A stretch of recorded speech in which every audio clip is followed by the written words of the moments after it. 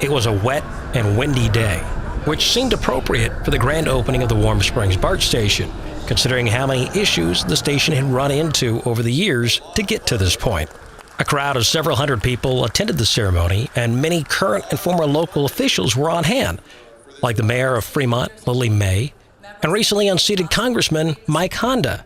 The man who defeated Honda, Ro Khanna, along with fellow Congressman Eric Swalwell, were unable to attend. BART Director Tom Blalock seemed to understand, though. Oh, I think they're all locked up in Washington, dealing with some problems a little bit bigger than the Warm Springs project. Those problems the director alluded to? The Republican health care plan, which was supposed to be voted on Friday until the plan got dropped. Once the speeches were over, the crowd headed upstairs to check out the news station, where they were greeted by a live band and several information tables giving away BART PR bags. The official mascot of the Clipper card was there for pictures, and a beautiful view of Mission Peak was also on display.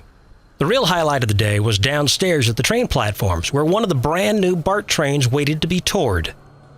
While everyone seemed relieved and happy that the Warm Springs BART station would finally be opening, the big question was still, what took so long? Originally was getting funding put together where we had real dollars instead of promised dollars. That accounts for the first 20 years or so. But what about the past few years where the station sat built and unused? The end game was a little difficult in system integration.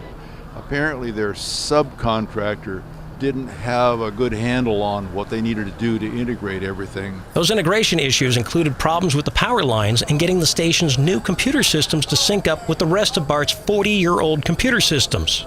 Could these issues be a problem moving down the tracks to the next BART station being built in Milpitas? I think we've solved the problems that we had, and I don't think they're going to face that. So when can we expect to see the Milpitas station added to the BART map? The VTA folks tell us it's the end of the year. I think their contract, if you ask for what the contract end date is, it's into 18.